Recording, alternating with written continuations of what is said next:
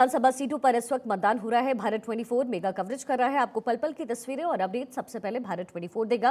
Guest का बड़ा panel हमारे साथ मौजूद है। ज्योति कुमार सिंह कांग्रेस के नेता, प्रमोद स्वामी बीजेपी नेता, सर्वेश पाठक और साथ ही संजीव कौशिक साहब हमारे साथ इस वक्त मौजूद है।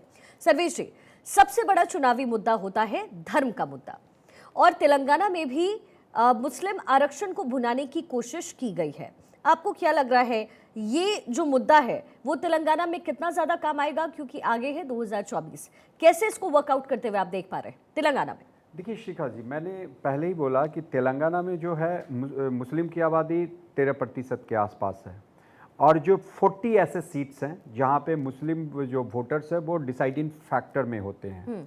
इसलिए आप देखिए, पता नहीं ओवैसी का क्या है कि वो पूरे भारतवर्ष में भ्रमण करते, खास के नॉर्थ इंडिया में, लेकिन वहाँ जहाँ पे उनका अपना बेल्ट है वहाँ पे हर सीट पे उन्होंने उम्मीदवार नहीं उठाए। दूसरी बात कि ये कितना बड़ा मतलब अपीजमेंट पॉलिटिक्स जो कहते हैं, जो तुष्टीकरण की राजनीति हो रही है। भारत की एक ग्रांड ओल्ड पार्टी कहती है कि मैं मुस्लिमों को आरक्षण दूंगा अगर आया इस सत्ता में। दूसरी पार्टी जो वहाँ पे सत्तारूढ़ दल है बीआरएस, वो कहती है कि मैं एक अलग आईटी पार्क का निर्माण केवल और केवल मुसलमानों के लिए करूंगा।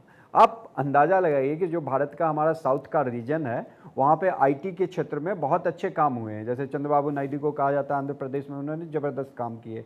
हैदराबाद में भी मैं वहाँ पे एक प्रेस कॉन्फ्रेंस में गया था। ये आईटी की ही कंपनी थी, अमेरिकन कंपनी थी जो सेमीकंडक्टर में काम करती है। वहाँ पे उसके ऑफिस का इनॉग्रेशन था। वहाँ पे टीआरएस के जो सुपुत्र हैं वो आए थे, क्योंकि वो आईटी मिनिस्टर हैं वो तेलंगाना के, और अमिताभ कांत जी थे, ये सब थे। तो काम अच्छा हो रहा है, लेकिन आप कहोगे कि मैं केवल और केवल इस पर्टिकुलर समुदाय के लिए आईटी पार्क बनाऊंगा, तो इसका क्या मतलब जाता है पूरे देश में? आप बीजेपी पे आरोप लगाते हो कि वो कम्युनल है, वो हिंदू मुस्लिम की राजनीति करती है। उससे भी बढ़ चढ़ के तो आप लोग राजनीति करते हो। देखिए, भारत के जितने भी क्षेत्रीय पार्टी आए, उनका क्या रहा है, उनका मोटिव क्या है? हिंदुओं को डिवाइड करो, मुस्लिम को मिलाओ, अपना राज करो। कांग्रेस पहले तुष्टीकरण की राजनीति जब से भारत में संविधान लागू हुआ, जब से चुनाव स्टार्ट हुए, तब से करती आ रही थी। उनसे निकले हुए जितने पार्टी बने, सबने उसी चीज को, उसी हथियार को अपने में वो कर लिया, संभाल लिया, और उसी से अपनी जो राजनीति की रोटी सेक रहे हैं। तो ये कहीं ना कहीं वो बहुत असर दिखता है। फिर जब अगर बीजेपी बात करती है तो हम उस पर कहते हैं कि नहीं, आप तो केवल हिंदू मुस्लिम की राजनीति करते हो। ओवैसी अभी कह रहे थे कि गंगा जमुनी तहजीब, जो आपने अपने चैनल पे भी चलाया उनका भाई साहब, जब आपके भाई जो जहर उगलते हैं तब वो गंगा जमुनी तहजीब कहाँ जाती है? तब तो इनको नहीं याद आता है। और गंगा जमुनी तहजीब की जो धारा है वो केवल और केवल एक समुदाय की तरफ से तो नहीं बहनी चाहिए। लेकिन सर्वेश जी, ये तो असदुद्दीन ओवैसी जानते ही हैं कि जो मुस्लिम वर्ग है वही उन्हें वोट करेगा। उनको इससे फर्क भी क्या पड़ जाएगा? फर्क भी नहीं पड़ता उससे। प्रमोद जी, लेकिन आपकी पार्टी ने तेलंगाना में एक दूसरा रुख अख्तियार किया। आपने कहा कि मुस्लिम आरक्षण ही खत्म कर देंगे। आपको नहीं लगता कि वो बेनिफिट जो 80% हिंदू जो वहां पर मौजूद हैं उनसे आप ले रहे हैं, लेकिन कहीं ना कहीं खोएंगे आप मुसलमानों को भी? या फिर आपको पता है कि मुसलमान वोट ही नहीं करते, क्योंकि आपकी पार्टी के एक नेता ने कल ही कहा है कि हमें मुसलमानों का वोट चाहिए भी नहीं? क्या वजह है इसकी कि आप मुसलमानों को छोड़कर चल रहे हैं तेलंगाना में कम से कम? नहीं, देखिए, बात ऐसी नहीं है। यहाँ किसी को छोड़ना और किसी को पकड़ने की बात नहीं है। मैंने पहले ही स्पष्ट किया कि बात हो रही है नीति की, बात हो रही है नियत की। जो हमारी जो पॉलिसी है, वो मैंने ये भी कहा कि हमारा आइडिया ऑफ भारत है, उसमें हम धर्म के आधार पर आरक्षण देने पे की पॉलिसी पे हम विश्वास नहीं करते। चाहे हम सरकार बनाएं चाहे सरकार न बनाए, वो एक अलग बात है। और ये हमारा मुद्दा कोई तेलंगाना चुनाव को लेकर के नहीं है। ये पूरी हमारी जो एक पॉलिसी है बीजेपी की कि हम धर्म के आधार पर आरक्षण का हम समर्थन नहीं करेंगे, तो हम नहीं करेंगे। अब कांग्रेस पार्टी जो है, इस पे कोई स्पष्ट नीति नहीं है। ये जो टीआरएस ने 4 से 12% किया है, ये भी उस पे एग्री कर रहे हैं। तो हमारा कहने का मतलब है, जो पिछड़े वर्ग के लोग हैं, जो दलित है, एससी है, एसटी है, उनको रिजर्वेशन मिले। अब इनको, इसके पहले जो पूर्व एक वक्ता जो पॉलिटिकल एनालिस्ट के तौर पे बैठे हैं, उन्होंने भी इस बात को क्लियर किया कि इनकी रणनीति क्या है। इनकी रणनीति ये है कि हिंदुओं को जाति के आधार पर डिवाइड कर दो, कुछ मुस्लिम का वोट पक्का करो, और हिंदुओं को जाति के आधार पर डिवाइड कर करके सरकार बनाओ। इसी पॉलिसी के ऊपर में कांग्रेस की पॉलिसी शुरू से यही रही है। लेकिन हमारा मानना है, पर मोदी जी ने स्पष्ट रूप से कहा है, सबका साथ, सबका विकास, सबका विश्वास और सबका प्रयास। हम जब डेवलपमेंट का काम जब हम करते हैं तो हम ये देख के नहीं करते कि ये जो शौचालय जो मिल रहे हैं, जो प्रधानमंत्री आवास योजना की तरह घर मिल रहे हैं, या कृषि सम्मान निधि के तहत कृषकों को जो 2,000 की 3 किस्तों से 6,000 रुपए मिल रहे हैं, ये बेनिफिशियरी स्कीम बा, रास्ते बन रहे हैं, सड़कें बन रही है, डेवलपमेंट का काम हो रहा है। लेकिन फिर भी बीजेपी पे आरोप तो यही लगता है कि धन की राजनीति प्रमोद जी आप कर रहे हैं। ज्योति जी, आप जब कहते हैं कि धन की राजनीति हो रही है, क्या कांग्रेस का हाथ धन की इस राजनीति से पीछे है?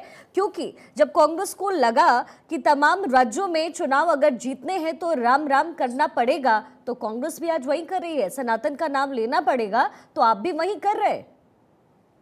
देखिए, आज चूंकि मतदान का दिन है और ये सारे जो ये तो डिबेट और इसकी आप विषय उठा रही हैं, आज जो वोट हो रहा है तेलंगाना में, 4 स्टेटों में तो हो चुकी, और ये आज जो तेलंगाना में वोट हो रहा है वो तेलंगाना के बेसिक इश्यूज पर हो रहे हैं। इस बात को बिल्कुल आप ध्यान दें, और लोगों को अपील भी आपके माध्यम से मैं करना चाहता हूं कि तेलंगाना में जो लोग वोट करें वो बेसिक जो वहां पर जरूरतें हैं, जो परेशानियां हैं, उसको देख कर करें। अगर उस परेशानियों में बीआरएस खरा उतरती है, जो हो नहीं सकती है, तो चेंज के लिए लोग वोट करें। वहां परेशानी है किसानों की, तो अब धर्म की बात आप कर रही हैं। वहां परेशानी है कि 8,000 किसान सुसाइड कर रहे हैं, तो आप धर्म की बात मैं तो नहीं कर रही। धर्म की बात तो आप करते हैं, पॉलिटिकल पार्टी करती है। आपसे ज्योति जी, आपसे सवाल जब पूछा जाए तो आप एंकर को ही ले लेते हैं कि एंकर ने ये पूछा, एंकर ने नहीं पूछा है। सर, ये धर्म की राजनीति आप लोगों की पॉलिटिकल पार्टी करती है। देखिए, मैं कह रहा हूं, आप कहती हैं आपके मैं तो चुनावी मुद्दे बता रही हूँ सर, मैं तो चुनावी मुद्दे बता रही हूँ कि उसको क्यों बना रहे हैं आप? मुद्दे जो वहां है गरीब और अमीर के बीच में खाई का है, मुद्दे वहां किसानों के सुसाइड का है, मुद्दा वहां युवाओं के बेरोजगारी का है। आप जाइए, घूम कर आइए और पता कीजिए। ये तो यहाँ बोल रहे हैं क्या इन्हीं मुद्दों पर, ज्योति जी, लोकतंत्र में क्या इन्हीं मुद्दों पर तमाम चुनावी पार्टियां चुनाव लड़ती रही हैं? आप एकदम बिल्कुल दिल से सोच करके बताइए, क्या आपकी पार्टी कांग्रेस क्या इन्हीं तमाम मुद्दों पर आज तक लड़ती रही है?